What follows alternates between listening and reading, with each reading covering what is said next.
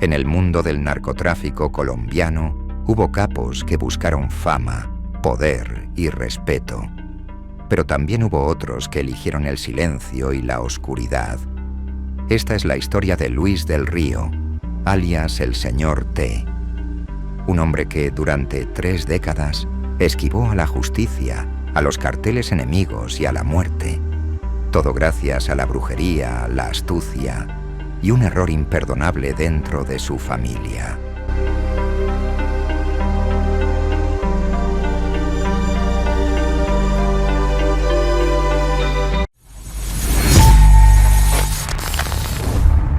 Durante los años más violentos del cartel de Medellín, mientras Escobar explotaba bombas y desataba terror, Luis del Río se mantenía en silencio.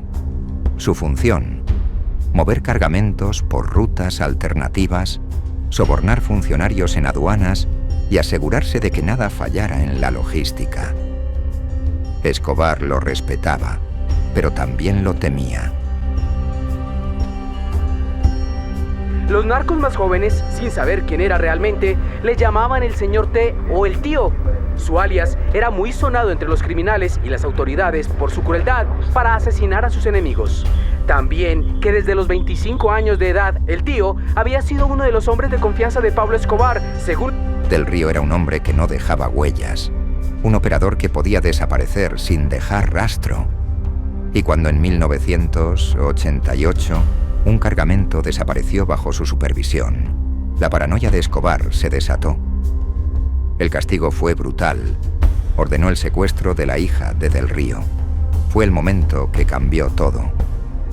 Desesperado, Del Río recuperó a su hija con una jugada maestra. Entregó información a los Pepes, el grupo financiado por el Estado y el cartel de Cali, para destruir a Escobar. No buscaba venganza. Buscaba desaparecer, y lo logró.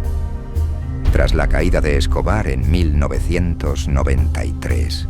Se apropió de más de 200 fincas y casas abandonadas por los excapos, entre ellas La Fortaleza, una de las propiedades más queridas de Pablo Escobar, ubicada a las afueras de Medellín.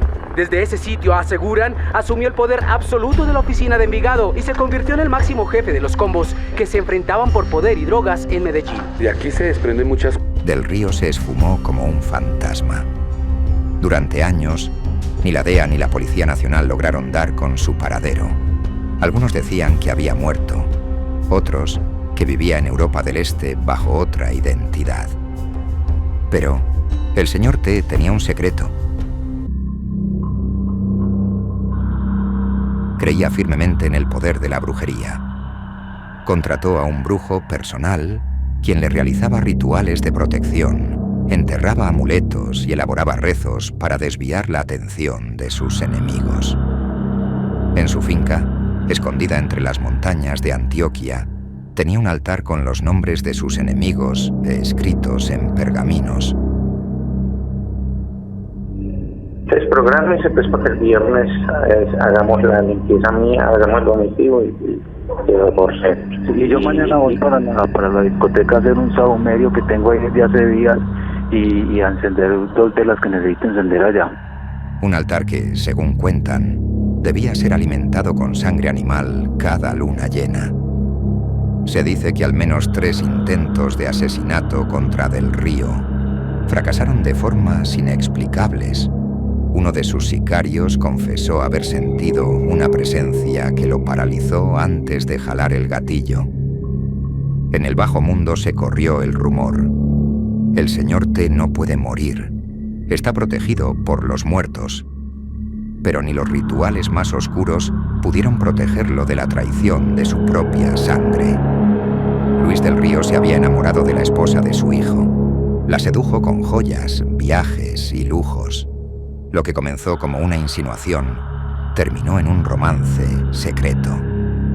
Cuando su hijo lo descubrió, el dolor y el odio fueron mayores que cualquier lazo de sangre.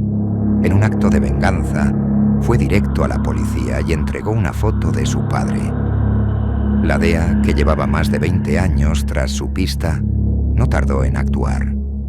Rodearon su finca en un operativo conjunto con las autoridades colombianas.